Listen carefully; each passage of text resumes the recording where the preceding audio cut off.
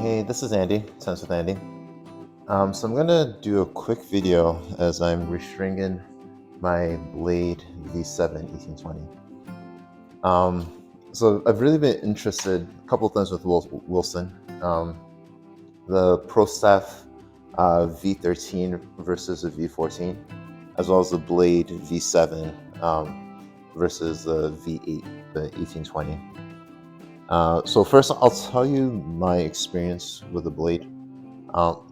So I've used the Blade V7 before, and really I liked it back then. My game has changed quite a bit. I remember back then I really didn't like it so much on volleys, and I thought the backhand was a little bit rough. But I've always thought it's been like great on first serves, and good for really if you're one who really goes after his your shots, then it's a good racket to use. And I feel like just starting to play with it again, that it's definitely a racket for like a 4-5 and up, and that you need to go for your shots.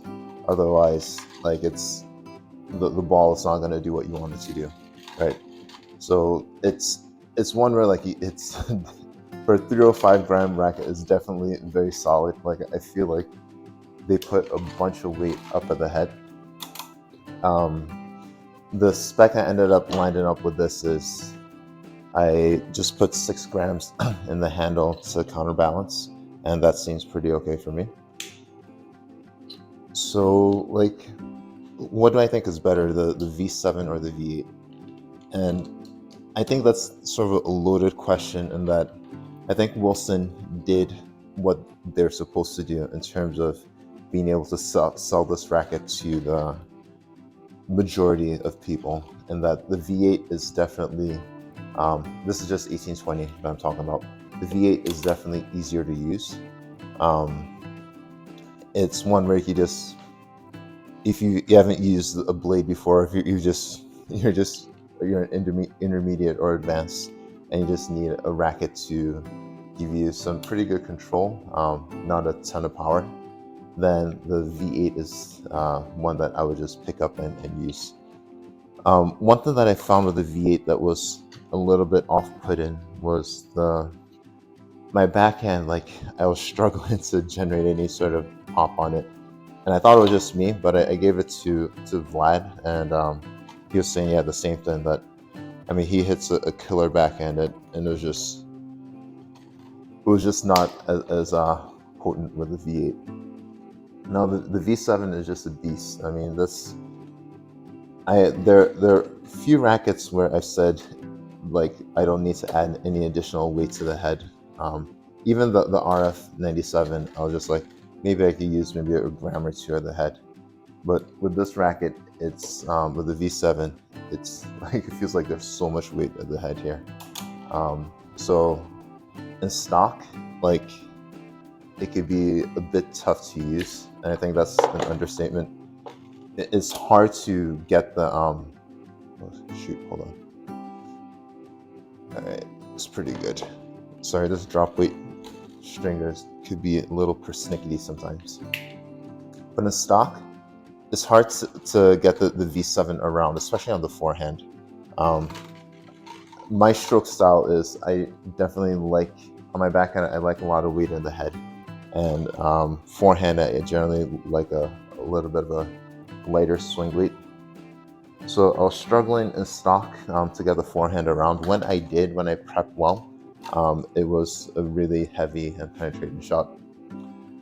So I added 6 grams to handle, and feel like it's much better in terms of forehand.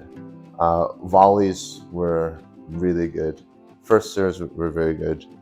Second serves, that's sort of a struggle with me for the blade, in that, like, especially with this one, in that if I go for my shot, go for my second serve, I'm gonna hit a hard ball, like maybe not with medium to low amount of kick, but it's gonna be like a really penetrating ball, and it's generally gonna go in. The problem was just more psychological, in that, like, when I think of a second serve, I think of a slower serve, maybe with someone with kick. But that's not what you get with this blade. Like, you just get straight up power and a little bit of kick. But it's hard when you have when you're in a tough situation, like trying to rely on that second serve with the V7 blade. So that's something, like, if I continue to play around and use this, that something that I just need to work on. But all in all, my thoughts on the update is that for selling the most number of rackets to the broadest consumer base, I think the V8 was a good update for Wilson.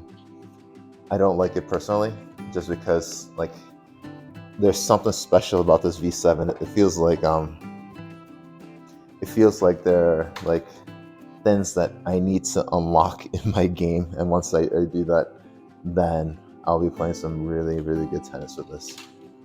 But yeah, I mean, that's what tennis is. It's about the journey, having fun, So I really like this. I'll keep on using this, and I'm putting in Solstice Power in right now, just because I like the bite of Solstice Power, and I feel like with a control-oriented racket like this, and one that you really need to swing out, I think it should pair well.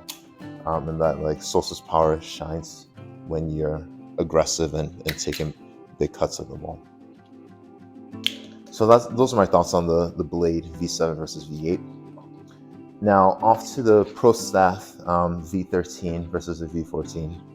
I think I have the V13 and V14 upstairs, the demos that I got. So I've hit with both. I think I played a set with the V13, and my preference would be the V13, just because it feels more like the RF, maybe a little bit less in terms of stability, but and it's a lot lighter in terms of the overall weight. If I were to use the V13, the Pro Staff V13, the modifications that I would make I'd probably switch out the grip. I think it comes with some sort of Wilson synthetic. I'll put the Wilson leather grip, so give me a little bit more stability and make it a little bit more headlight. And then to up the swing weight a bit, I may put the weight at 12 for the V13, but I'd probably put it at closer to the side, so maybe around 11 and 1. I think that helps with the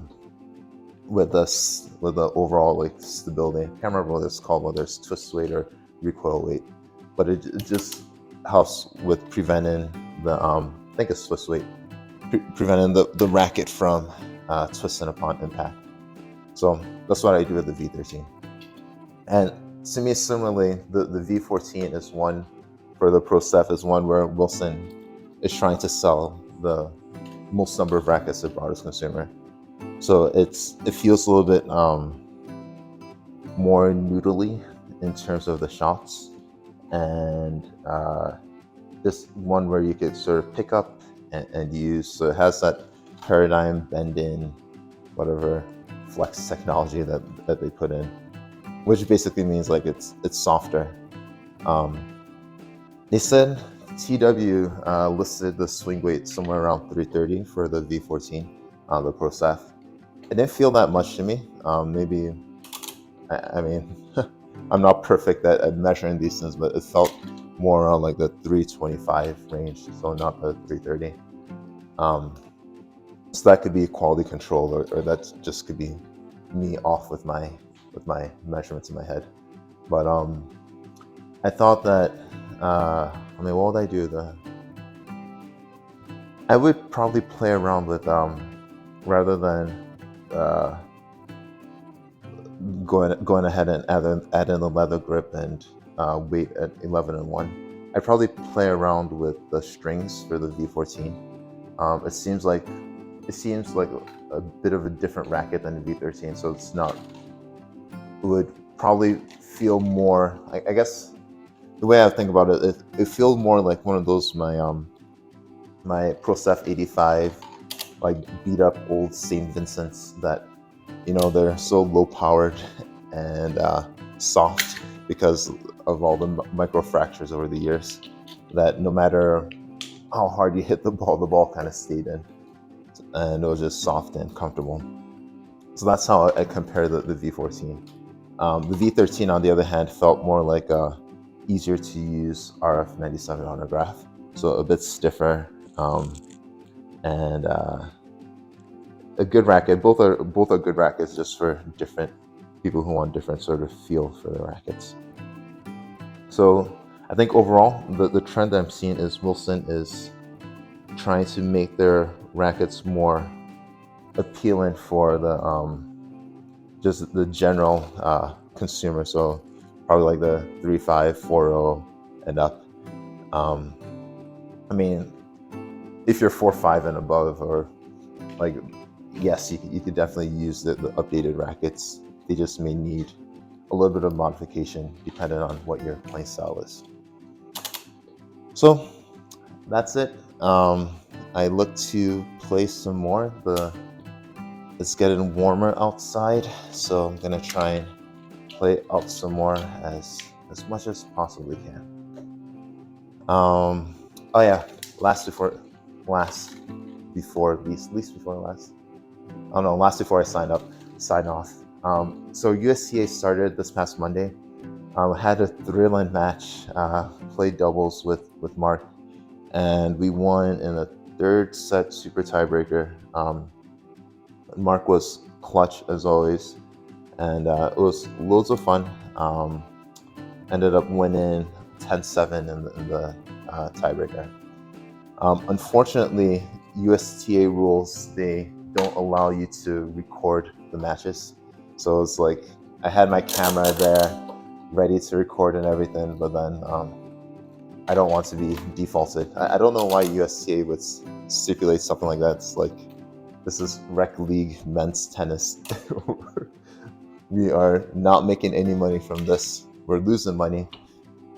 Maybe also losing some time because we're paying for like courts and babysitting fees and all that stuff. But yeah, so not sure why we wouldn't be allowed to record the matches, but hey, I'll just record other matches that I play with my buddies. All right, hopefully you enjoy this, and sorry there, I was just trying to get a quick video out, so didn't put any footage in of hidden, but hopefully you got something from this. And the overall message is Wilson has been doing a good job in terms of their updates, making their rackets more appealable for the broader customer base. I just personally would prefer the V7 blade over the V8. It's harder to use, but it's more rewarding when you hit it sweetly. And then the V13 ProSef reminds me more of the RF97 autograph, and I prefer that to the softer V14 ProSef. All right, this is Andy from Tennis with Andy. Play smart and see results.